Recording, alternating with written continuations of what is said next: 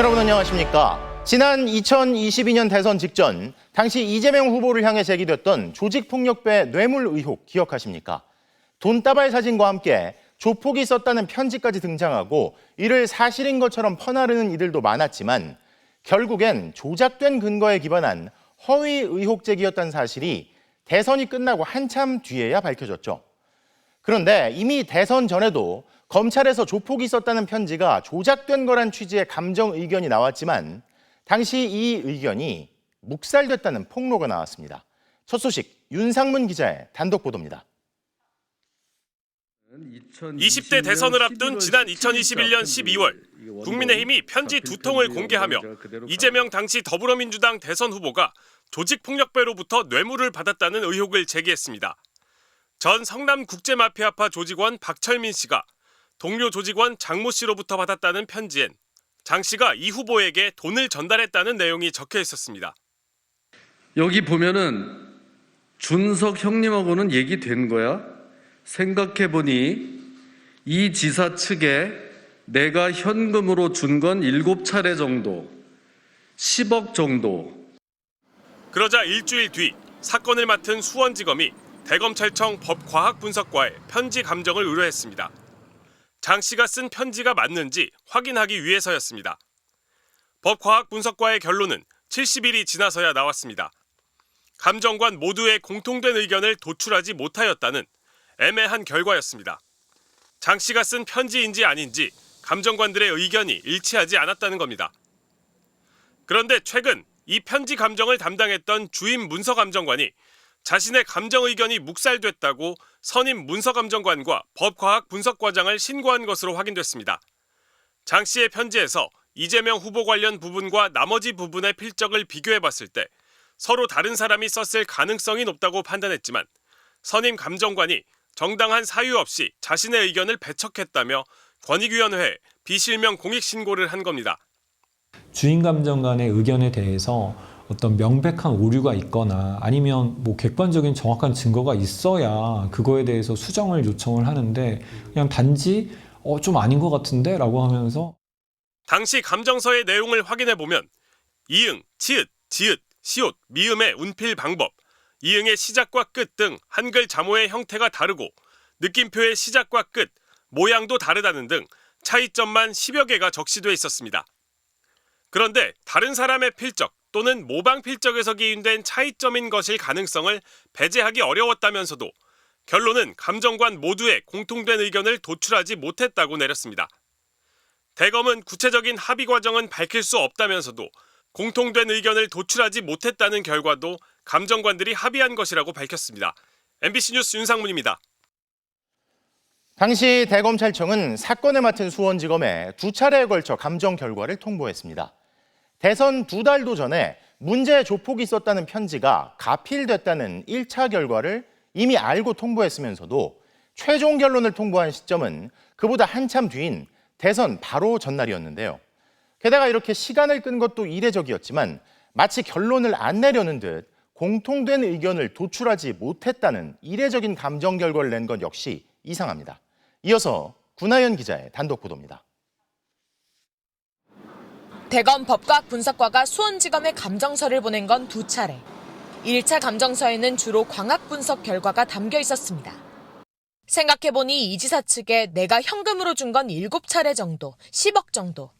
문제가 된 이 문장을 특수한 빛을 비춰 관찰했더니 다른 종류의 필기구로 추가로 쓰여졌을 가능성이 높다는 분석 결과가 나왔습니다. 2차 감정서, 즉 최종 결론은 2달이 더 지나서야 통보됐습니다.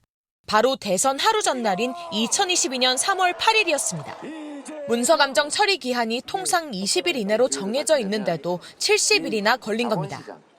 이에 대해 공익신고자인 주임 감정관은 이재명 후보에게 유리한 감정 결과가 대통령 선거 전에 반영되지 못하게 함으로써 윤석열 후보의 이익을 도모한 부패 행위라고 주장했습니다.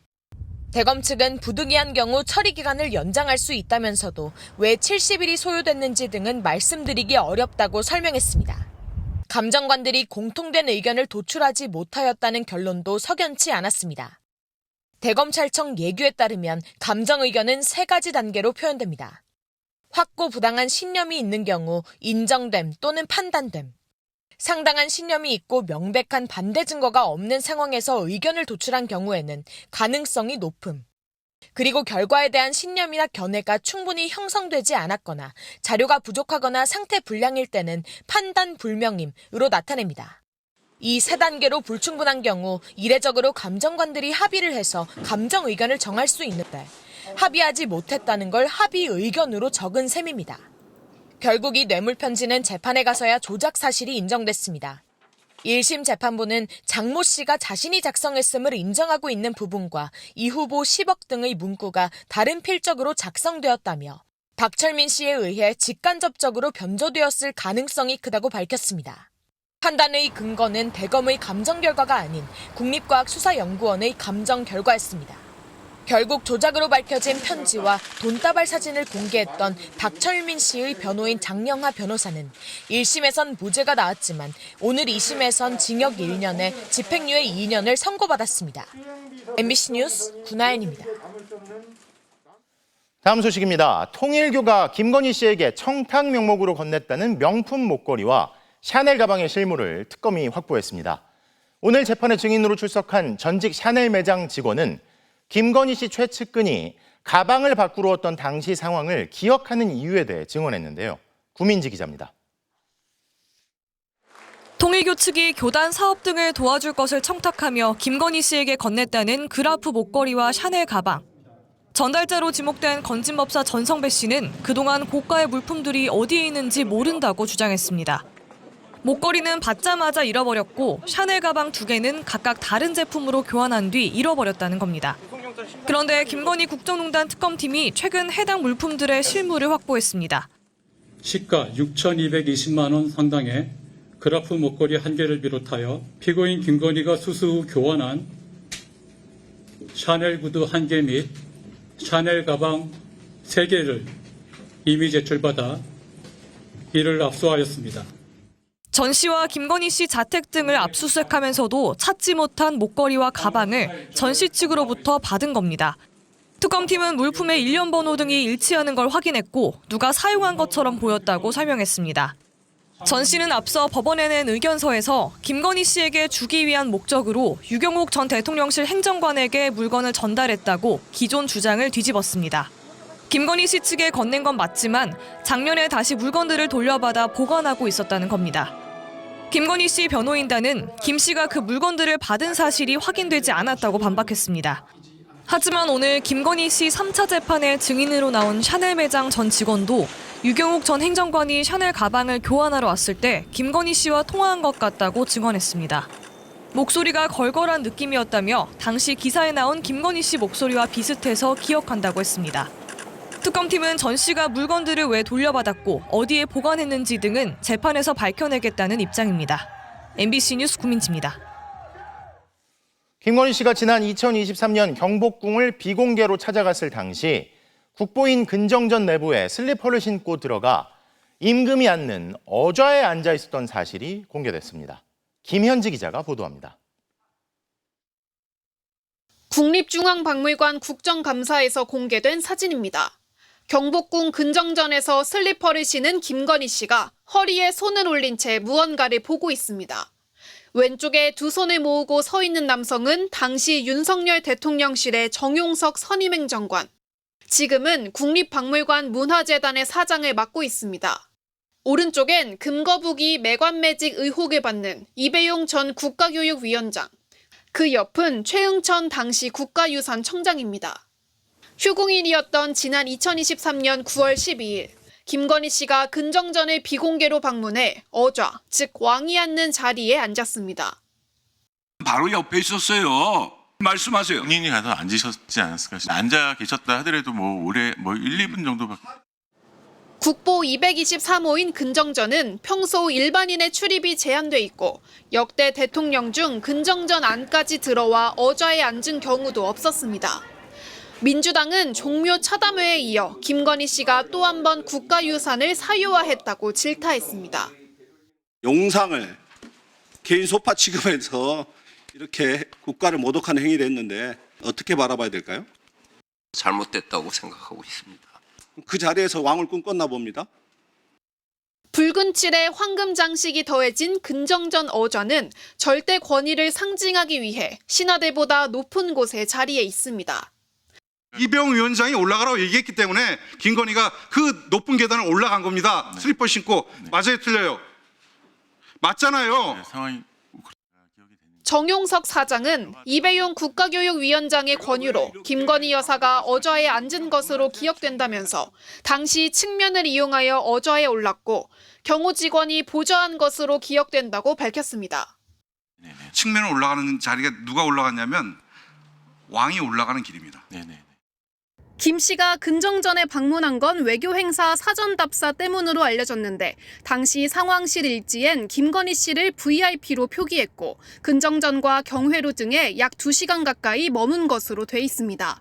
민주당은 김건희 씨가 이런 식으로 11차례 종묘와 경복궁, 창덕궁 등 조선시대 유적을 찾아 차담회 등 특혜를 누렸다며 왕처럼 궁궐을 이용하면서 권한 남용이나 규정 위반이 있었는지 철저히 조사해야 한다고 밝혔습니다. MBC 뉴스 김현지입니다. 이런 가운데 오늘 김건희 씨가 명태균 씨와 법정에서 처음으로 대면했습니다. 공천 개입 의혹의 당사자로서 명 씨를 마주한 김건희 씨는 명 씨 쪽을 바라보지 않았지만 명 씨의 말에 고개를 끄덕이기도 했다는데요. 김지성 기자입니다. 공천 개입 의혹의 핵심 인물인 정치 브로커 명태균 씨가 오늘 김건희 씨 재판에 증인으로 모습을 드러냈습니다. 법정에 들어가기 전 명 씨는 윤석열 전 대통령 부부에게 김영선 전 의원 공천을 대가로 여론조사를 제공했다는 혐의를 전면 부인했습니다.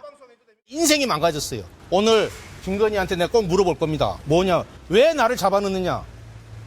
내가 뭘 잘못했는데 나 잡아넣느냐? 안 물어볼 것 같아요? 법정에서는 처음으로 명 씨를 마주하게 된 김건희 씨는 명 씨 쪽은 바라보지 않고 대부분 고개를 숙이거나 정면을 응시했습니다. 증인신문 과정에서 명 씨가 선거에 대해서 김건희 씨는 아무것도 모른다며 공천 개입과 김 씨의 연관성을 부인하자 김 씨는 고개를 끄덕이기도 했습니다. 명 씨는 윤 전 대통령 부부가 요청하지 않았지만 자신이 자비로 여론조사를 했다고도 주장했는데 재판부가 납득이 되게 대답해달라고 말하자 자신을 인정해준 윤 전 대통령을 당선시키고 싶었다고 말하기도 했습니다.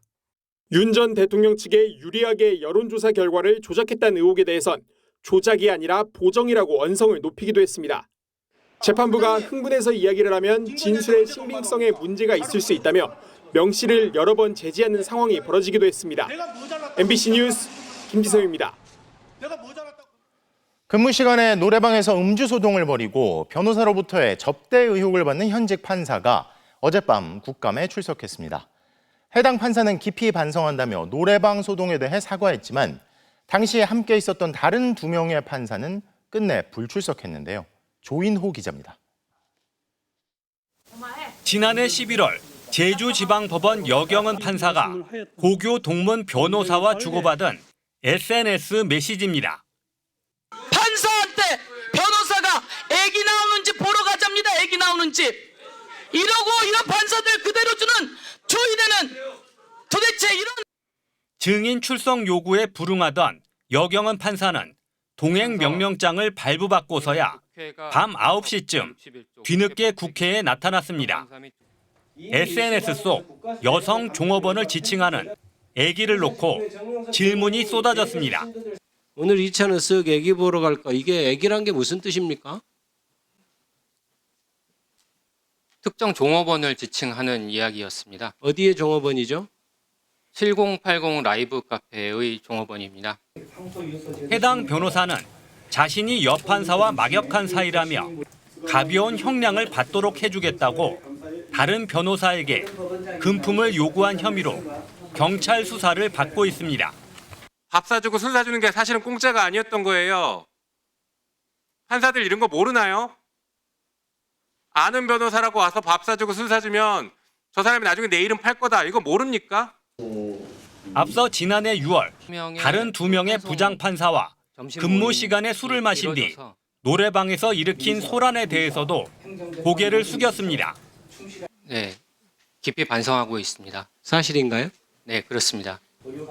국민의힘은 판사의 개인 일탈을 빌미로 민주당이 사법부 압박에 나섰다고 반발했습니다. 법관의 일탈 행위를 갖다가 우리가 탈탈 털어서 할 수 있는 게 뭡니까? 술 먹고 잠깐의 해프닝이 이런 이 사건을 갖고 이분을 탄핵하기 위한 청문회 하는 겁니까 지금? 노래방 음주 소동과 관련해 동행 명령장을 발부받고도 출석을 거부한 제주지법 오모 판사와 강모 판사에 대해서는 법사위 차원의 고발을 의결했습니다. MBC 뉴스 조인우입니다. 신천지 이만희 총회장에게 대한적십자사가 다른 사유도 아닌 코로나 극복에 기여한 공로로 표창을 줬다는 소식 어제 전해드렸죠. 이에 대해 윤석열 대선 캠프 후원회장 출신으로 적십자사 회장이 된 김철수 회장이 오늘 국정감사에 나와 자신은 신천지를 아주 싫어하고 보기도 싫은 사람이라고 선을 그었는데요. 자, 그런데 김 회장 취임 이후 대한적십자사가 신천지에 36차례나 표창을 준 사실까지 드러나면서 유착 의혹은 가라앉지 않고 있습니다. 배주환 기자입니다. 신천지 이만희 총회장에게 지난 6월 헌혈 유공자 표창을 준 김철수 대한적십자 회장. 신천지와 관계를 묻자 아주 싫어한다며 선을 그었습니다. 저는 기독교의 안수 집사입니다. 그리고 신천지를 아주 싫어하는 사람입니다. 신천지를 저는 보기도 싫은 사람입니다. 그러면서 표창 결정 과정을 자신은 몰랐다며 책임을 담당 부서로 떠넘겼습니다. 의원님이 허락하신다면 제 뒤에 혈액관리본부장이 총괄은 본부장이 있는데. 지난 2023년 8월 김철수 회장이 취임한 이후 대한적십자사가 신천지에 표창을 준 건 36차례. 올해도 이만희 총회장을 포함해 8차례나 상을 수여했습니다. 해명대로라면 회장이 아주 싫어하는 데다 사회적 물의까지 일으킨 집단에 상급기관인 보건복지부도 반대했는데도 직원들이 알아서 수십 차례나 상을 몰아줬다는 얘기입니다. 게다가 기독교 안수 집사라는 김 회장은 지난 2022년엔 통일교 측과도 만남을 가졌습니다. 권성동 의원이 1억 원을 받았다는 의혹을 받는 바로 그 자리에 함께 있었습니다. 회장님이 혹시 그 자리를 직접 주선하신 겁니까? 그러질 않습니다. 모르고 봤습니다. 김 회장은 한나라당과 새누리당 후보로 3차례나 국회의원에 출마했지만 모두 낙선했고 자유한국당 재정위원장과 윤석열 후보 공동 후원회장도 맡았었습니다. 종교와 정치 권력 사이 연결고리가 된 게 아니냐는 의혹이 나옵니다. 신천지를 싫어한다고 국회에서 분명하게 밝힌 김 회장. 하지만 계엄의 찬반 여부를 묻는 질의엔 적십자사는 종교 이념 중립 원칙이 있다면서 끝내 답하지 않았습니다. MBC 뉴스 배주환입니다. 지금부터는 캄보디아 사태 관련 속보 전해드리겠습니다. 캄보디아에서 송환돼 경기 북부청에서 수사받던 피의자 10명이 어제 추가로 구속됐는데요. 구속영장 내용을 살펴보니 캄보디아에서 벌어진 사기 범죄의 전말이 담겨 있었습니다. 이재인 기자의 단독 취재입니다. 어제 의정부지법이 구속영장을 발부한 피의자 10명은 모두 한 팀이었습니다. 지난해 8월부터 캄보디아 프놈펜이 거점인 로맨스 스캠, 연애빙자 사기팀에 차례차례 합류했습니다. 조직은 4등급으로 구성됐습니다. 일명 쇼윈이라고 불린 총책, 총책을 보좌하며 조직원 실적을 관리하는 총관리자, 근태를 감시하는 팀장, 피해자를 직접 속이는 채터입니다. 40명이 넘는 조직은 총책의 지시에 따라 일사불란하게 움직였습니다. 오전 11시부터 밤 11시까지 12시간 동안 휴일도 없이 범행을 했습니다. 조직원끼리는 유비, 여포 등 가명을 사용했습니다. 사무실 안에서는 휴대전화 사용을 금지하고 다른 팀 사무실과 숙소도 드나들지 못하도록 했습니다. 야간에는 커튼으로 외부와 차단했습니다. 신규 조직원이 캄보디아에 들어서면 여권을 회수해 돌아갈 길부터 막았고 중도에 그만둔다고 하면 미리 확보한 인적 사항을 텔레그램에 공개하는 이른바 박제를 하겠다며 협박했습니다. 범행은 올해 3월부터 본격화됐습니다. 이성 만남 광고를 SNS에 뿌려서 피해자들의 회원 가입비를 가로챘습니다. 경찰이 확인한 것만 올해 3월부터 4월까지 7명의 한국인 피해자에게 69회에 걸쳐 5억 4천여만 원을 받아 챙겼습니다. 하지만 총책은 캄보디아에서 도주한 것으로 확인됐습니다. 총책은 도주 중 현지에서 붙잡힌 간부급 조직원들에게 금전적으로 지원한 정황이 포착됐습니다. 온라인 사기에 대한 법원 선고는 무거워지는 추세입니다. 지난 2월 20일 넘게 캄보디아 범죄 조직에 감금됐다 가까스로 탈출한 한국인 피해자가 갇혀있던 호텔입니다. 서울중앙지법은 사기 범행 제안을 거부했다는 이유로 피해자를 캄보디아 조직에 팔아넘긴 일당 20대 주범에게 징역 10년을 선고했습니다. 징역 9년을 요청한 검찰 구형량보다 1년 더 무거운 형입니다. MBC 뉴스 이재인입니다. 120억 원대 연회빙자 사기 사건의 한국인 총책 부부가 이번 대규모 송환 때도 빠져 피해자들이 분통을 터뜨리고 있습니다. 그런데 남편 강모 씨가 지난해 11월 여권 재발급을 위해 캄보디아 한국 대사관을 방문했었는데요. 대사관이 체포 조치는커녕 그냥 놓아준 것으로 드러났습니다. 차우영 기자의 보도입니다. 120억 원대 연회빙자 사기 조직의 총책으로 지목된 부부.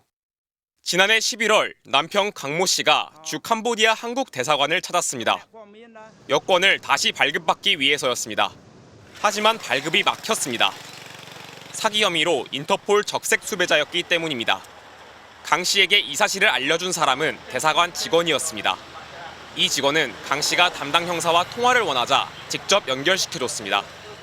주식 리딩방 사기 지금 연루돼 있다고 첩보가 들어와가지고 조사하려고 했더니 지금 외국에 있더라고요. 예, 맞아요. 강 씨는 귀국을 설득하는 형사에게 어렵다고 둘러댑니다. 빨리 조사를 해야 되는데 빨리 한국으로 들어오세요. 그래서 가고 싶어도 갈 수 있는 상황이 또 아니기도 하고요. 왜요? 얼굴 뵙고 설명드릴게요. 통화를 마친 강 씨는 대사관을 빠져나갔습니다. 제 발로 찾아온 사기 사건 총책에게 수배 사실을 알려주고 그대로 놓아준 셈입니다.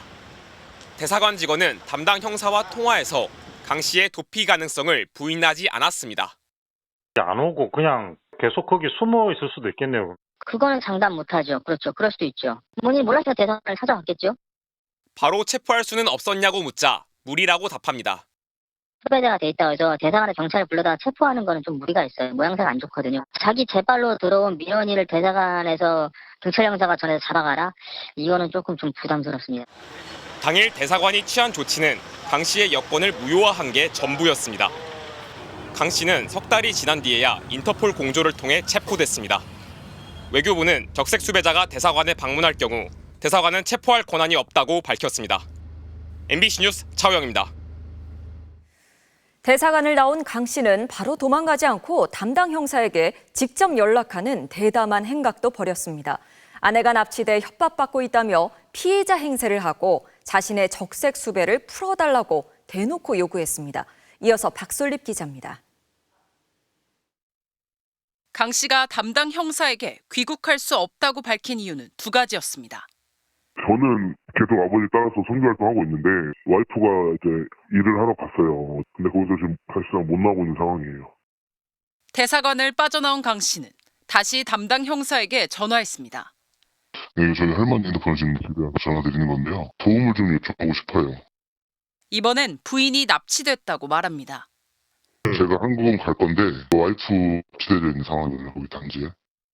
통화 뒤 강 씨는 형사에게 아내를 구해달라며 범죄단지 주소를 보냈고 중국인 총책의 협박성 메시지도 보여주며 피해자 행세를 이어갔습니다.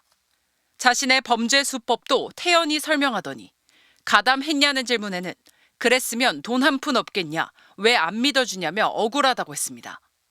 정작 책임은 부하 조직원들의 활동명과 텔레그램 아이디를 알려주며 밑으로 떠넘겼습니다. 그러더니 본심을 드러냅니다. 적색 수배를 풀어달라는 겁니다. 비슷한 시각 납치됐다던 강 씨 부인은 한창 사기 행각 중이었습니다. 괜찮아? 잘 보여? 지금 이제 집에 갈 거야. 어떡해? 이들 부부는 지난해 3월부터 피해자 100여 명에게 120억 원을 뜯어낸 혐의를 받고 있습니다. 경찰은 일당 83명을 특정했지만 검거되지 않은 사람이 29명입니다. 장애인분도 계시고 또 홀어머니를 모시고 또 계시는 분들 계시고 또 지병에서 지금 고통받고 있는 사람들이 너무 많아요. 지난 2월 체포된 강 씨 부부는 곧 석방된 뒤 성형수술까지 받았습니다. 그러다 지난 7월 다시 붙잡혀 구금 중인데 송환 일정은 확인되지 않고 있습니다. MBC 뉴스 박솔립입니다. 캄보디아 범죄 조직과 집권층의 유착 의혹이 계속되는 가운데 미국 정부가 사이버 사기와 인신매매 등 각종 범죄에 연루됐다며 캄보디아 정치 거물이자 재력가인 리용팟 의원을 금융제재 대상으로 지정했는데요. 그가 운영한다는 호텔에 가봤더니 정상 영업 중이었고 미국계 금융회사 신용카드를 쓰는 것도 문제가 없었습니다. 캄보디아 현지에서 이승현 기자 단독 보도입니다. 거대한 정문을 지나 한참을 달리자 궁전 같은 건물이 나타납니다. 수도 프놈펜 외곽에 있는 가든시티 호텔입니다. 골프장과 동물원, 워터파크도 있습니다. 집권 캄보디아 인민당 리용팟 상원의원이 소유한 호텔로 알려져 있습니다. 그는 호텔과 카지노 등 리용팟 그룹을 운영하며 막대한 부를 쌓았습니다. 호텔 이름보다 리용팟이라는 이름이 더 잘 통할 정도입니다.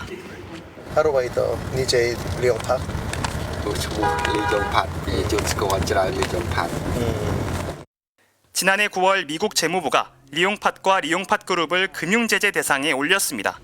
사이버 사기와 인신매매, 고문 등 각종 범죄에 연루됐다는 게 이유였습니다. 이후 이 호텔에서 비자나 마스터카드 같은 미국계 금융회사 카드는 사용하지 못했다고 합니다. 하지만 직접 해보니 결제가 됩니다. 영수증을 받아 확인해 봤습니다. 다른 회사 이름이 나옵니다. 반면 현금 계산을 하고 받은 영수증에는 리용팟 그룹이라고 적혀 있습니다. 신용카드 결제용 법인을 따로 세워놓은 것으로 의심되는 정황입니다. 전화번호 안 됐어요. 캄보디아들이 좀 머리가 잘 노니까 한 2달 만에 다 그런 식으로 바꿔가지고 돈 받는데 허해. 미국 금융제재에 대해 캄보디아 정부는 확인되지 않은 인신매매 보고에 근거했다면서 내용을 일축하며 리용팟을 캄보디아 사회경제발전에 기여한 인물로 추켜 세웠습니다. 리용팟은 캄보디아를 40년 가까이 집권한 훈센 전 총리 측근입니다. 캄보디아 범죄단지 운영자로 지목된 프린스그룹 천지 회장 등 권력층과 범죄 조직의 유착 구조가 여전해 단기간에 캄보디아 사태가 해결되지 않을 거라는 분석이 나옵니다. 프놈펜에서 MBC 뉴스 이승현입니다. 오늘 주 캄보디아 한국 대사관에서는 국회 외교통일위원회가 국정감사를 열었습니다. 지난해부터 캄보디아에서 납치되거나 감금됐다는 신고 500여 건 가운데 100건가량이 아직 해결되지 않은 것으로 나타나 대사관 부실 대응이 질타를 받았습니다. 캄보디아 현지에서 이승지 기자입니다. 주 캄보디아 한국 대사관에서 열린 국정감사. 한국인 대상 납치 감금 범죄를 둘러싼 대사관 대응이 도마에 올랐습니다. 대사관은 지난 2년간 범죄 신고가 폭증했다고 밝혔습니다. 24년에는 220여 명, 올해는 8월 말 기준 이미 330명은 넘어서는 등 폭증세를 보이고 있습니다. 그러면서 100건 정도가 행방이 확인되지 않았다고 했습니다. 하지만 어떤 범죄에 대한 신고했냐는 질문에 알 수 없다며 엉뚱하게 피해자를 탓했습니다. 감금 신고인지, 실종 신고인지, 연락 두절 신고인지, 납치된 건지 데이터 냈어요? 연락 두절이기 때문에 이 사람 피해자가 어디 있는지 알 수가 없어요. 끝내 대사 대리가 나서서 사과했습니다. 상세한 부분까지 챙기지 못한 점 죄송합니다. 제발로 찾아온 연예빙자 사기 한국인 총책을 붙잡기 위해 별다른 조치를 취하지 않은 것을 두고도 질타가 쏟아졌습니다. 적세수부 사실을 알려줍니다. 그리고 자수를 권유합니다. 자수할 리가 있습니까? 모양새가 안 좋다. 참 기가 막힙니다. 숨진 대학생 박모 씨 사건을 제대로 보고했는지를 두고도 지적이 잇따랐습니다. 대사관 측은 심각한 사안으로 보고했다고 했지만 정작 외교부 장관의 말은 달랐단 겁니다. 장관과 영사국장의 답변과는 전혀 상반되기 때문에 이 부분에 대해서는 분명히 위정이다. 경찰관 등 5명으로는 한국인 범죄 대응이 어렵다며 인력 증원 요구도 나왔지만 한두 명 추가한다고 사태 해결이 가능하겠냐는 비판도 제기됐습니다. 프놈펜에서 MBC 뉴스 이승지입니다. 북한이 트럼프 미국 대통령의 방한을 약 일주일 앞두고 단거리 탄도미사일을 발사했습니다. 탄두 중량을 늘린 신형 미사일로 추정되는데 긴장감을 높이면서도 미국을 직접 겨냥하진 않는 방식으로 미사일의 종류와 도발 시점까지 고른 거란 분석이 나옵니다. 변윤재 기자가 보도합니다. 오늘 오전 8시 10분쯤 북한 황해북도 중화군 일대에서 발사된 탄도미사일 여러 발이 군 당국에 포착됐습니다. 미사일은 동북 방향으로 350km 정도를 날아 함경북도 내륙에 떨어진 것으로 파악됐습니다. 군 당국은 북한이 지난해 9월 시험 발사한 신형 전술 탄도미사일 화성 11다 개량형을 쏘아 올린 것으로 추정하고 있습니다. 기존 미사일의 탄두 중량을 4.5톤까지 늘린 것으로 바다가 아닌 내륙에 명중시켜 정밀 타격 능력을 과시하려는 의도로 보입니다. 초대형 탄두를 장착한 미사일로 중동 사거리 320km의 목표 명중 정막도와 초대형 탄도 폭발 위력을 확증하는 데 목적을 두고 북한이 탄도 미사일을 쏜 건 167일 만으로 이재명 정부 들어선 이번이 처음입니다. 평택 미군 기지와 계룡대 등 군 핵심 시설을 사정권에 두는 단거리 탄도 미사일인 만큼 위협 수위를 높인 것으로 해석됩니다. 북미 대화 재개 가능성을 내비친 트럼프 미국 대통령의 방안을 일주일가량 앞둔 시점을 노렸다는 분석도 나옵니다. 다만 미국을 직접 겨냥하지 않는 단거리로 북한 지역 안에 미사일을 떨어뜨리면서 도발의 강도를 조절하는 듯한 모습도 엿보입니다. 지나친 자극은 하지 않지만 자신의 핵무기 능력을 일정 부분은 확실하게 각인시키겠다라는 의도가 양가적으로 다 존재한다고 볼 수 있습니다. 정부는 국가안보실 주재로 긴급 안보 상황 점검 회의를 열고 북한의 추가 미사일 발사 등 동향을 예의주시하고 있습니다. 북한이 열병식에서 공개한 신형 대륙간 탄도 미사일 화성 20형까지 조만간 시험 발사할 수 있다는 우려가 나오는 가운데 합참은 북한의 미사일 발사 준비 동향을 사전에 포착해 감시해왔다며 북한의 도발에 압도적으로 대응하는 태세를 유지하고 있다고 강조했습니다. MBC 뉴스 변윤재입니다. 이런 가운데 북미 정상이 곧 만날 수도 있다는 전망은 조금씩 더 힘을 얻고 있습니다. 전직 국무부 고위 관료는 트럼프 측이 인수위 시절부터 북미 정상회담을 위해 놀라울 만큼 노력했다고 말했고 당장 다음 주 에이펙 기간에 만날 수도 있다고 분석하는 전문가들도 있는데요. 워싱턴 김재용 특파원입니다. 트럼프 대통령은 지난 8월 말 한미 정상회담 때 이후론 북한 관련 공개 언급을 거의 하지 않고 있지만 김정은 위원장과 만나는 방안을 백악관에서 비공개로 논의해왔다는 보도는 최근까지도 있었습니다. 북한과의 정상회담에 대한 의지가 알려진 것보다 더 크다는 증언도 나왔습니다. 전직 국무부 고위 관료는 트럼프 팀이 정권 인수기에 김정은과 접촉하려고 놀라울 정도로 노력을 기울였다고 밝혔습니다. 북한 부동산 개발에 관심인 트럼프의 주변에서 편지를 유엔 등 어떤 경로로 전달할지 질문을 계속했다는 것입니다. 그는 이런 미국에 북한이 핵 보유국 인정을 요구하며 회담에 소극적인 것을 매우 영리한 전략이라고 분석했습니다.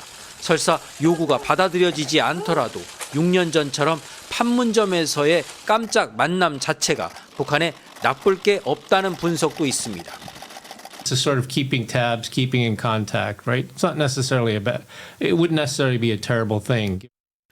두 정상이 비핵화 논의를 잠시 접어두더라도 만남 자체가 의미 있다는 분석도 나옵니다.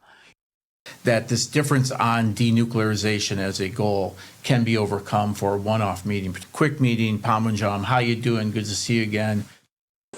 유엔군 사령부는 이미 에이펙 기간 판문점 특별 견학을 중단한 상태고 CNN이 판문점 인근의 카페를 사흘간 대관하는 등 미국 특파원들도 경주와 판문점 두 곳 상황에 전부 대비하려는 기류가 감지됩니다.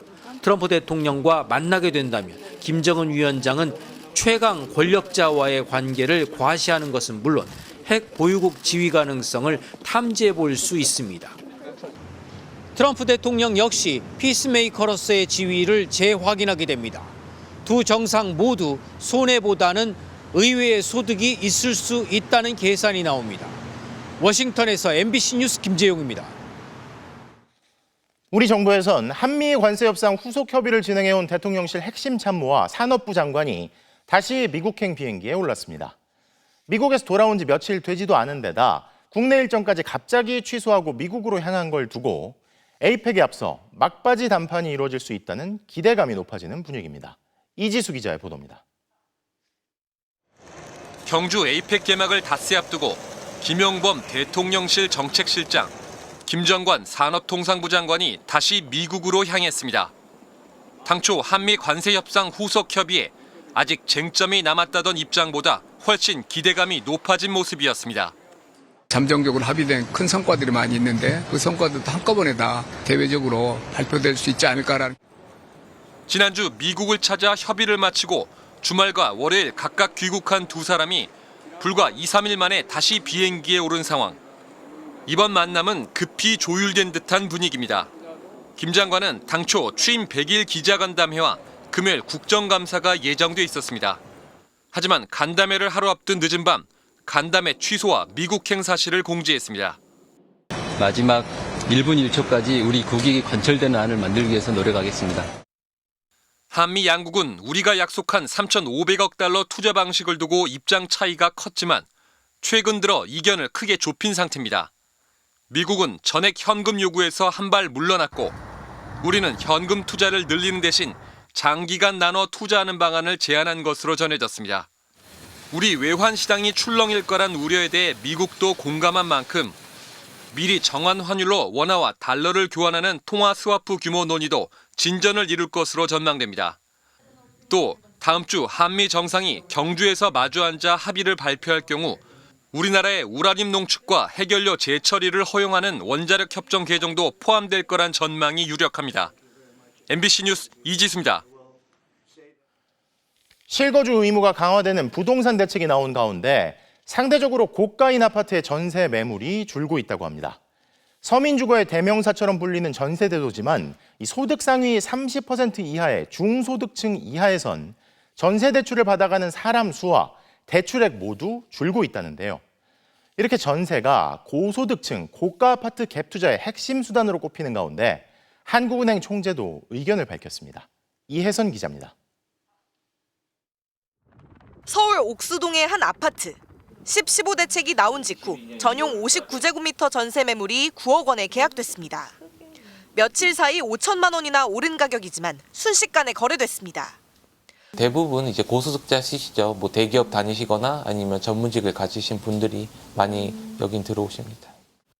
토어제 도입에 따른 실거주 의무가 강화되면서 전세 매물은 빠르게 줄고 있습니다. 전세가 많이 없어졌습니다. 많이 나간 것도 있고 그리고 이제 가격이 더 오를 것 같으니까 거둬들인 분들도 있고. 세입자가 집주인에게 목돈을 맡기는 사적 대출 성격의 전세는 전 세계에서 한국에만 있는 독특한 제도입니다. 그리고 2008년 금융위기 당시 이명박 정부가 서민 지원을 위해 시작한 전세 대출은 이후 갭 투자 수단으로 변질됐습니다. 실제로 올해 2분기 말 기준 전체 전세 대출 잔액 중 65%는 소득 상위 30%가 받아갔습니다. 저소득층이 받은 건 전체 잔액의 7%에 그쳤습니다. 전세 대출이 고소득층에게는 투자 수단이 된 반면 무주택 저소득층의 주거 사다리 역할을 하지 못하는 겁니다. 한국은행 총재는 전세 대출에 대해 언급하며 고통이 있어도 끊어야 할 시점이라고 진단합니다. 전세 제도를 바꾸지 않고는 계속된 그 레버리지가 계속 갈 수도 있다고 생각하거든요. 다만 시중에 전세 대출만 200조인 상황에서 급격한 변화는 시장에 충격을 줄 수 있습니다. 전세보증금 반환에 대한 대출도 다 지금 규제가 돼 있는 상태이기 때문에 이거 돌려줄 역량이 없습니다. 또 월세가 확산될 것에 대비해 선제적인 세입자 보호 정책도 필요합니다. 갱신 청구권을 보장하고 재계약 시 일방적으로 월세를 높이지 못하도록 월세가 보편화된 선진국 수준의 정책이 마련돼야 한다는 지적입니다. MBC 뉴스 이혜선입니다. 술에 취한 남성이 운전 중인 버스 기사를 마구 때리면서 버스가 중앙분리대를 들이받는 사고가 났습니다. 정류장도 아닌데 내려달라고 요구하다가 이 같은 짓을 저질렀다는데요. 송서영 기자입니다. 파란 조끼를 입은 남성이 달리는 버스 운전석 옆에서 기사에게 말을 겁니다. 그러다 갑자기 휴대전화를 든 손으로 기사의 얼굴을 가격하더니 마구잡이로 주먹을 휘두릅니다. 머리채를 잡아채고 흔들고 무차별 폭행을 이어갑니다. 기사가 운전대를 놓치는 아찔한 상황도 나옵니다. 버스에 타고 있던 학생이 말리는데도 주먹질이 멈추지 않습니다. 버스가 급정거하며 위태로워 보입니다.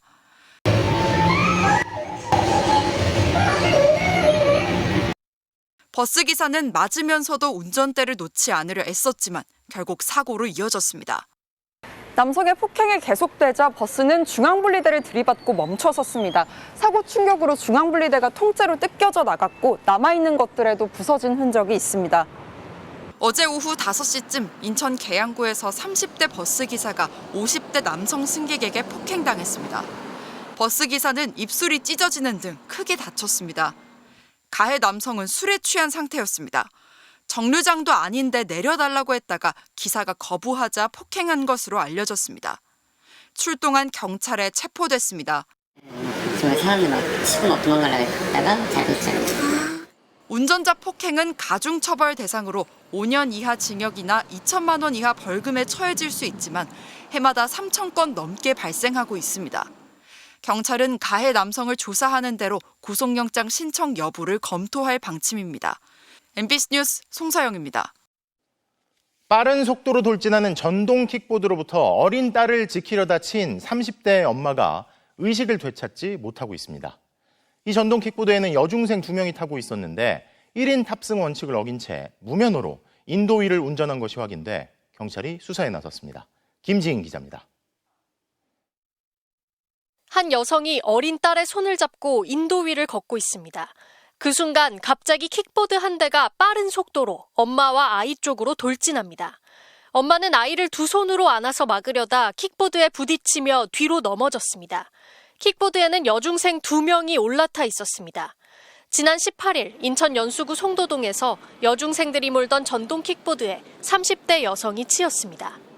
비명 소리 때문에 제가 나가게 된 거예요. 남편분의 소리를 보고 나와보니 여성분은 쓰러져 있는 상태였었어요. 엄마는 편의점에서 딸이 먹을 솜사탕을 사서 나오는 길에 사고를 당한 것으로 알려졌습니다.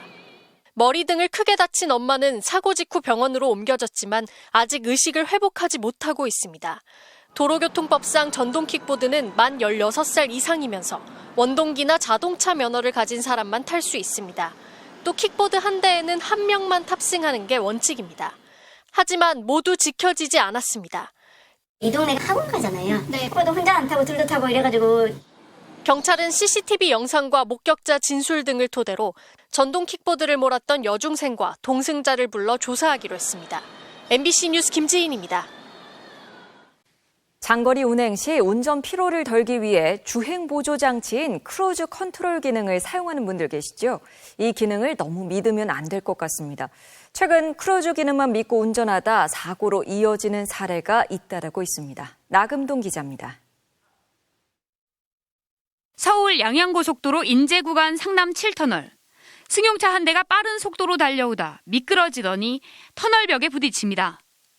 곧 소방차들이 현장에 도착하고 사고 수습에 나섭니다. 그런데 잠시 후 나타난 전기차가 속도를 줄이지 않은 채 소방차를 그대로 들이받습니다. 사고를 수습하던 구급대원들이 놀라 뛰쳐나옵니다. 이 사고로 26살 전기차 운전자가 크게 다치고 30대 구급대원도 타박상을 입었습니다. 사고가 난 119 구급 차량입니다. 타이어 곳곳에 이렇게 긁힌 자국이 선명하고 뒷 범퍼는 완전히 부서졌습니다. 운전자는 경찰 조사에서 주행보조 기능을 켜놓고 운전했다고 진술한 것으로 확인됐습니다. 해당 전기차는 스스로 달리다 앞차를 인식해 속도를 줄이는 크루즈 컨트롤 기능이 탑재되어 있었습니다. 2차 사고가 거의 발생하지 않거든요. 아무래도 소방차가 크고 또 경광등도 있고 시인성도 좋다 보니까 운전자가 전방을 주시하고 있었는지 여부는 경찰 조사 중입니다. 앞서 지난 6월에도 크루즈 컨트롤을 켜둔 외제차가 정차해 있는 차량을 인식하지 못하고 들이받아 운전자가 사망하는 등 사고가 잇따르고 있습니다. 승용차는 충격이 세서 엔진이 완전히 통째로 떨어져 나와 있는 상황이었고 아우디 차량도 거의 폐차 수준으로 다 망가져 있는. 2020년부터 지난 8월까지 5년 8개월간 고속도로에서 발생한 크루즈 컨트롤 관련 사고는 모두 28건, 사망자는 21명에 이릅니다. 경찰은 크루즈 컨트롤 기능은 보조 기능일 뿐이라며 반드시 운전대를 잡고 전방을 주시해야 한다고 강조했습니다. MBC 뉴스 나금동입니다. 예약을 받고 음식을 다 준비해 놨는데 아무런 연락도 없이 손님이 나타나지 않으면 그 손해는 고스란히 자영업자들의 몫이 됩니다. 이런 노쇼를 방지하기 위해 예약 보증금을 받을 수도 있지만 현행법은 10%로 제한돼 있어서 노쇼를 막는 데 한계가 있었는데요. 하지만 앞으로는 40%까지 예약금을 받을 수 있게 됩니다. 이경미 기자가 설명해 드립니다. 서울 도봉구에서 20년째 장어집을 운영하고 있는 원상현 씨. 단체 예약을 받고 재료 손질까지 다 마쳤는데 손님이 오지 않는 이른바 노쇼 피해를 매달 한두 번씩은 겪고 있습니다.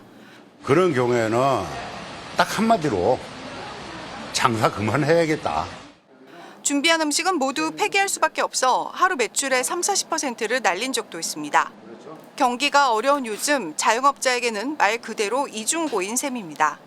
딴 손님한테 죽어있는 생물을 갖다 줄 수는 없는 거 아니에요. 먹거만 따져도 한 40만 원 이 정도는 제가 안고 가야 되는 상황이죠. 군부대에서 먹을 고기를 구매한다며 삼겹살 40kg과 한우 등심 10kg 등 무려 270만 원어치를 주문하고서 정작 당일엔 전화를 받지 않고 카카오톡 계정까지 차단당한 고깃집 사장님.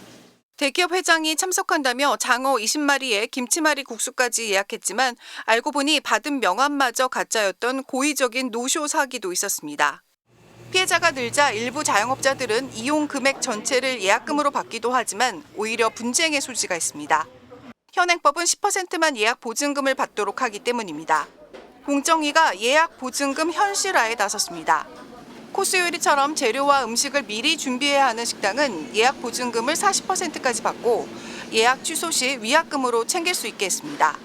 일반 음식점은 위약금을 최대 20%로 정했지만 김밥 100줄처럼 대량 주문이나 단체 예약의 경우에는 40%를 물릴 수 있게 했습니다. 통상 외식업 원가율이 30% 수준인 것을 고려한 조치로 개정안은 연말부터 시행될 예정입니다. MBC 뉴스 이경미입니다. 오늘 순직해병 특검이 최상병 순직 사건을 수사했던 경북경찰청을 압수수색했습니다. 당시 수사 내용이 임성근 전 사단장에게 흘러들어간 정황을 포착한 건데 특검은 경찰이 봐주기 수사를 한 건 아닌지 의심하고 있습니다. 이혜리 기자의 단독 보도입니다. 경북경찰청은 1년 동안 최상병 순직 사건을 수사한 뒤 임성근 전 해병대 1사단장을 무혐의 처분했습니다. 수중수색을 해라라든가 이런 취지가 아니고 기존 작전 지침의 범위 내에서 꼼꼼하게 살펴봐라 이런 취지로 이종섭 전 장관이나 임 전 사단장은 이 같은 경찰의 수사 결과를 자신들을 방어하는 데 동원했습니다. 그런데 순직해병 특검이 임 전 사단장에 대해 봐주기 수사를 한 정황을 포착하고 경북경찰청에 대한 압수수색에 나섰습니다. 대상은 최주원 대전경찰청장과 김철문 전북경찰청장 등 당시 수사를 지휘하거나 담당한 경북청 관계자 10여 명입니다. 특검은 해병대 관계자들로부터 경북청에서 조사를 받으면 자신들의 진술이 임 전 사단장에게 그대로 전달되는 것 같았다는 진술을 여럿 확보했습니다. 임 전 사단장 직속 부하 중 한 명은 경찰 조사를 받은 뒤 임 전 사단장이 전화해 네가 진술을 잘했다고 말했다며 내가 진술한 게 다 전달되고 있다고 느꼈다고 특검에 진술했습니다. 특검은 또 임 전 사단장이 자신에게 유리한 진술을 하도록 부하들을 회유한 정황도 여러 포착했습니다. 임 전 사단장은 수해 당시 수중 수색 사진이 실린 언론 보도를 보고받고 훌륭하게 공보 활동이 이루어졌다는 메시지를 보냈다가 사고가 발생한 뒤에는 수중 수색을 지시한 적이 없고 사진도 제대로 못 봤다고 주장했습니다. 그 전체를 제가 자세히 보지 못해서 그 사진은 파악하지 못했습니다. 하지만 특검은 임 전 사단장이 묶음 사진 중 하나를 클릭하면 기록에 남는지를 묻거나 자신이 해당 사진을 인식하지 못한 이유에 대한 논리를 만들어달라고 지시했다는 해병대 관계자의 진술을 확보했습니다. 임 전 사단장은 부하들 진술 내용을 경북청에서 전해들은 적 있느냐는 물음에 그런 적 없다고 답해왔습니다. 임 전 사단장에 대한 구속영장 실질심사는 내일 오후 3시 서울중앙지법에서 열립니다. MBC 뉴스 이혜리입니다. 관세청에는 관세 관련 조사를 담당하는 특별사법경찰관이 있습니다. 특정 분야의 전문 공무원에게 사법경찰권이 부여되는 건데요.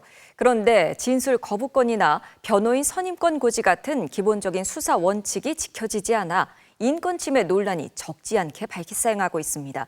장슬기 기자가 단독 보도합니다. 지난 6월 위스키를 해외 구매한 회사원 A씨는 서울세관 특별사법경찰관으로부터 연락을 받았습니다. 본인과 부인의 통관번호를 이용해 위스키를 저가 수입한 혐의가 있다며 사무실로 올라오겠다고 했습니다. A씨가 곤란해하자 3분 거리에 있는 공유 오피스 주소를 보내주었는데 A씨가 도착하니 2평 남짓한 공간에서 8명 정도의 특사경이 기다리고 있었습니다. 저를 약간 방에 가장 수석자한테 앉혀놓고 둘러싸고 있었던 느낌이었어요. 우리 당연히 경찰이고 피해자로서 역사를 받는 거다. 특사경은 조사 전 당연히 고지해야 할 진술거부권이나 변호사 선임권도 알려주지 않았습니다. 또 벌금으로 10억 원이 나올 수 있다면서 조사에 협조하면 부인 등 가족은 처벌하지 않겠다고 회유했습니다. 수사에 제대로 협조하지 않으면 이 사람들도 다 어쩌 되는 거다. 심장이 박동이 140이 넘어가지고 눈 앞이 작고 우회졌다가 반려동물 사료를 해외 구매 대항하는 B씨의 경우 진술 거부권 등 절차에 의의를 제기하자 특사경이 그런 규정이 있냐며 되묻기도 했습니다. 작성하시지 않으셨고 그런 보지도 안 하셨고 그러니까 지적을 하니까 실제 조사관들은 이런 절차에 대해 전혀 모르고 있었고 전문성이 떨어지다 보니 형사소송법에 명시된 진술거부권과 변호인 조력권 고지조차 하지 않는 등 기본적인 수사 원칙도 지키지 않은 겁니다. 관세 전문성과 수사 조사 전문성을 두 가지를 동시에 갖추는 노력이 필요하고 이런 것들을 만들기 위해서 관세청에서 체계적인 교육 같은 것이 필요하다고 생각합니다. 관세청은 특사경이 주로 팀으로 움직이다 보니 선임에게 일을 배우고 있다며 형사소송법 의무교육 도입이 필요하다는 지적에 공감한다고 밝혔습니다. MBC 뉴스 장슬기입니다. 차세대 초음속 전투기인 KF-21에 장착할 미사일이 부족하다는 뉴스 얼마 전 전해드렸었는데요. 그런데 이번엔 우리 군의 해상 초계기와 해상 작전 헬기에 장착할 어뢰가 아예 없는 것으로 확인됐습니다. 계약을 맺은 미국 정부가 납품을 미루고 있기 때문인데 우리 군의 구매 방식에 문제가 있다는 지적도 있습니다. 손하늘 기자가 단독 취재했습니다. 지난해 6월 도입된 해상 초계기 P-8A 포세이돈입니다. 최대 시속 907km로 날면서 수백 킬로미터 떨어진 해상 표적을 탐지하고 어뢰를 5발까지 쏠 수 있어 잠수함 킬러로도 불립니다. 우리 해군의 최신의 전력 P-8 포세이돈과 우리나라의 해상과 영공 주권을 완벽하게 수호하고 있습니다. 하지만 정작 지금까지 단 한 발의 어뢰도 장착하지 못했습니다. 어뢰를 판 미국 정부가 우크라이나 전쟁의 여파로 미군 탄약 우선 확보 지침을 내리면서 납품 일정을 2년 이상 미뤘기 때문입니다. 함께 도입한 해상 작전 헬기 MH-60R 시호크도 마찬가지입니다. 헬기 12대에 어뢰 2발씩 무장하기로 했지만 역시 미국이 일정을 4년 늦춘다고 통보해 2029년 말에야 어뢰를 달 수 있습니다.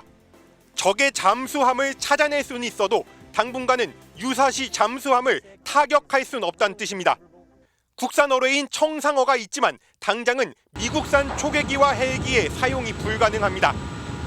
둘 다 군수업체가 아니라 미국 정부를 통해 사는 대외 군사 판매 방식으로 구매했는데 계약은 쉽지만 납품이 지연돼도 미국은 지연 배상금을 물지 않게 돼 있습니다. 물품 제공에 최선을 다한다고만 돼 있어 미국이 자의적으로 납품을 지연시키고 있다는 지적이 나옵니다. 정부는 이미 총 사업비 3조 5천억 원 가운데 3조 2천억 원을 지불했습니다. 리스크를 떠안아야 되는 그런 불리한 구조이기 때문에 납품 지연으로 발생하는 군의 전력 공백을 우리가 그대로 감당을 해야 하는 상황입니다. 해군은 다른 초계기와 주변의 작전 헬기로 어뢰 공백을 보완하겠다며 포세이돈에 필요한 어뢰 중 6발은 일단 올해 안에 들어올 예정이라고 밝혔습니다. MBC 뉴스 손하늘입니다. 중학생 기자들이 모여 매달 사회 이슈를 기사로 다루는 토끼풀이란 청소년 독립신문이 있는데요. 서울의 한 중학교가 교육의 중립성을 해칠 수 있다며 이 신문을 압수하고 배포를 막아 논란이 되고 있습니다. 학생들은 항의의 뜻으로 백지 신문을 내는데 검열이 일상이었던 7, 80년대가 떠오릅니다. 기자의 눈 박진준 기자입니다. 신문 1면이 백지입니다. 청소년 독립신문 토끼풀 10월호입니다. 언론 탄압에 항의하는 뜻입니다. 서울 은평구 4개 중학교 32명의 학생 기자들이 모여 사회 교육 문제를 다뤄온 토끼풀 신문. 기후동행 카드에 청소년 혜택이 없는 그런 문제를 지적해가지고 수정되기도 했고. 그런데 지난 8월 한 중학교에서 토끼풀 신문 100부를 압수하고 배포를 막았습니다. 교육의 중립성을 해칠 수 있다는 게 이유였습니다. 8월호 내용인 청소년 노동인권, 기후위기 등 어떤 기사가 교육의 중립성을 해친 건지 물었지만 학교는 침묵했습니다. 정보공개 청구도 하고 전화도 해보고 설명이 없었고 그냥 교칙 위반이다. 결국 학생들은 지난주 백지 신문을 냈고 시민사회도 들끓기 시작했습니다. 현재까지 2만 6천 명이 항의 서명했고 서울시 교육청까지 조사에 나서자 교장은 학생 기자들에게 사과했습니다. 그런데 내용이 황당합니다. 너희를 허가해주면 또 다른 불건전한 내용을 담고 있는 신문사가 나와도 허가해줘야 한다고 했다는 겁니다. 실제 이 학교 생활규칙에는 불온 문서를 탐독, 제작, 유포할 경우 징계 대상이라고 명시돼 있습니다. 검열이 일상화됐던 7, 80년대에서나 봤을 법한 규칙으로 학교 측이 학생 언론을 일방적으로 불온 문서 취급한 셈입니다. 학교에서의 어떤 판단이었는지까지는 지금 확실하게 파악은 안 되는데요. 또 다른 중학교에서도 토끼풀 진한호가 정치인을 인터뷰하고 탄핵 계엄 등의 내용을 담았다며 이후 배포를 금지했습니다.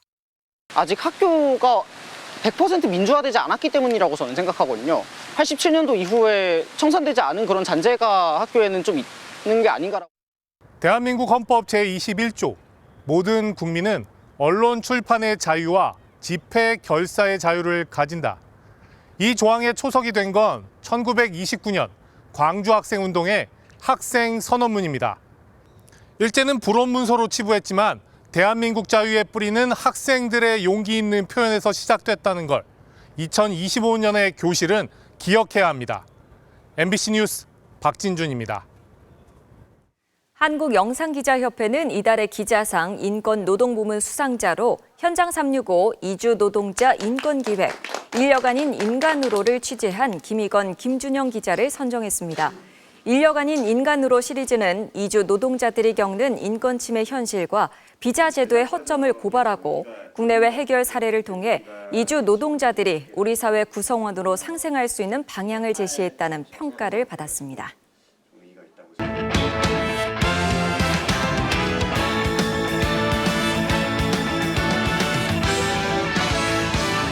수요일 밤 스포츠 뉴스입니다. 프로야구 한화와 삼성이 플레이오프 4차전을 치르고 있습니다. 오늘 승리하면 한국 시리즈에 진출하는 한화와 벼랑 끝에 몰린 삼성 모두 물러설 수 없는 승부를 이어가고 있는데요. 현재 상황 송기성 기자가 전해드립니다. 가을 야구 31경기 연속 매진이 이뤄진 가운데 오늘도 선취점은 한화가 가져갔습니다. 1회 초 리베라토가 삼성 선발 원태인을 상대로 기술적인 안타를 만들었고 문현빈이 큼지막한 2루타를 터뜨려 리베라토를 홈으로 불러들였습니다. 한화는 갑작스럽게 선발 임무를 맡은 신인 정우주가 기대 이상의 투구를 펼쳤습니다. 2회 말 무사 2루의 위기를 맞기도 했지만 150km가 넘는 강속구로 3타자 연속 헛스윙 삼진을 잡아내는 강심장다운 면모도 과시했습니다. 정우주는 4회 원아웃까지 올 시즌 가장 많은 67개의 공을 던지며 무실점으로 자신의 임무를 완벽히 소화했습니다. 5회 변수가 생겼습니다. 원태인이 심우준의 희생 번트 때 2루를 노리다 2명의 주자를 모두 놓쳤고 기회를 잡은 문현빈이 7구 승부 끝에 직구를 받아쳐 석점 홈런을 터뜨렸습니다.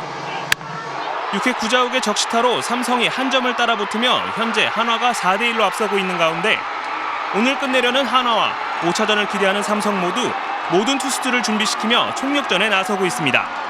MBC 뉴스 송기성입니다. 지금 플레이오프 경기를 유심히 지켜보고 있는 팀이 있죠. 정규 시즌 우승팀 LG도 한국 시리즈를 대비해 마지막 리허설에 한창이라고 하는데요. 김태훈 기자가 전해드립니다. 최종전에서 패하고도 극적으로 한국 시리즈에 직행한 LG. 짧은 휴식 후 곧바로 이천에서 담금질을 이어왔습니다. 열흘 넘는 합숙을 마치고 돌아온 잠실구장. 박동원이 약점으로 지적된 수비를 집중적으로 연습하는 등 막바지 점검에 나섰습니다. 첫 가을 야구를 앞둔 송승기는 흔들리는 불펜에 힘을 보태기 위해 선발 보직을 잠시 내려놓았습니다. 한화 문동주의 초인적인 투구가 큰 자극이 됐습니다. 이게 될 수 있는 일인가라는 생각도 했었고 문동주 선수 준비를 많이 했던 것 같아요. 네. 그래서 그것 보고 저도 좀 여러모로 좀 약간 자극 느꼈던 것 같아요. 162를 던지실 생각? 저는 151로 가겠습니다. 2년 전 한국 시리즈 우승이 값진 자산이 된 LG, 삼성과 한화, 누가 올라와도 자신감은 충분합니다. 재밌게 승부를 하는 것 같아가지고 좀 뭐 기다리는 입장에서도 되게 설레고 누가 와도 저희는 준비 잘 된 것 같습니다. 그래도 이왕이면 5차전까지 하고 올라오는 게 좀 좋지 않을까 이런 생각하고 있습니다. LG 팬들의 응원 열기와 기대감도 대단합니다. 자체 연습 경기인데도 2만 명이 넘는 만원 관중이 들어찼습니다. LG는 경기 후 출정식을 열고 통산 4번째 우승을 위한 도전에 나섭니다. MBC 뉴스 김태훈입니다. 한국 수영의 단거리 기대주 김영범이 자유형 100m에서 한국 신기록을 세웠습니다. 최근 2년 사이에 2초 정도를 줄여 단거리의 새로운 강자로 떠올랐는데요. 김수건 기자입니다. 어제 400m 계영에서 엄청난 스피드로 한국 신기록을 합작한 김영범. 오늘 자유형 100m 예선에서 더 폭발적인 레이스를 펼쳤습니다. 반환점을 돌면서 이미 다른 선수들을 압도했고 이후 더 격차를 벌린 뒤 가장 먼저 터치패드를 찍었습니다. 기록은 47초 3수. 황선우의 한국 기록을 4년 3개월 만에 0.17초 앞당긴 김영범은 두 팔을 번쩍 들고 기쁨을 만끽했습니다.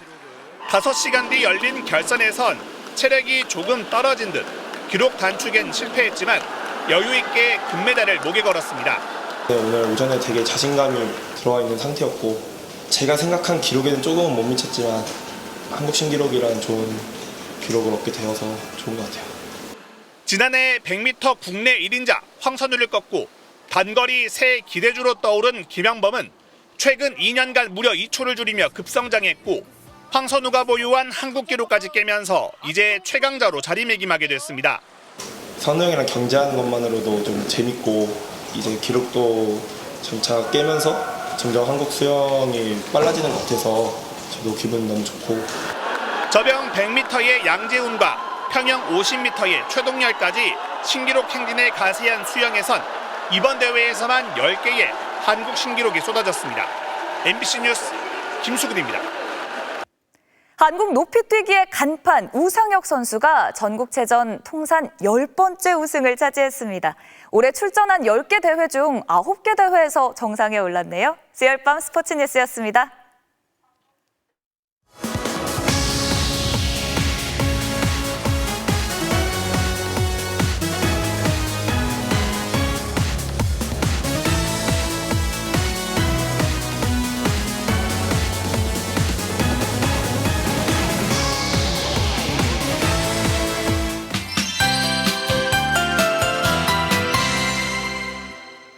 찬바람에 꽁꽁 싸맸던 아침과는 달리 낮부터는 따스한 가을볕이 비쳤습니다.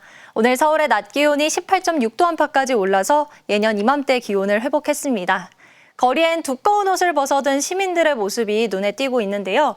주말까지는 예년 이맘때 기온을 유지하겠지만 다음 주에는 북쪽에서 더 강한 한기가 밀려오겠습니다. 다음 주 화요일 서울의 아침 기온이 2도까지 뚝 떨어지겠습니다. 기온 변화가 심한 시기인 만큼 감기 조심하셔야겠습니다. 한편 동해안 지역은 비가 자주 내리고 있습니다. 특히 강릉은 역대 10월 중 가장 많은 강수일수를 기록하고 있는데요. 모레까지 영동 북부에 100mm 이상의 많은 비가 내리겠고요. 특히 모레 새벽부터 오전 사이 영동을 중심으로는 시간당 20에서 30mm 이상의 매우 강한 비가 집중되겠습니다. 최근 잦은 비로 집안이 약해져 있습니다. 산사태 피해 없도록 조심하셔야겠습니다. 내일 전국 하늘에 구름이 많겠고요. 동해안 지역은 강풍과 너울을 조심하셔야겠습니다. 내일 아침 기온 서울이 12도로 오늘보다 최고 8도가량 높겠고요. 한낮 기온은 서울이 18도, 대구 20도가 예상됩니다. 날씨였습니다. 수요일 뉴스데스크 오늘 순서는 여기까지입니다. 함께해 주신 여러분 고맙습니다.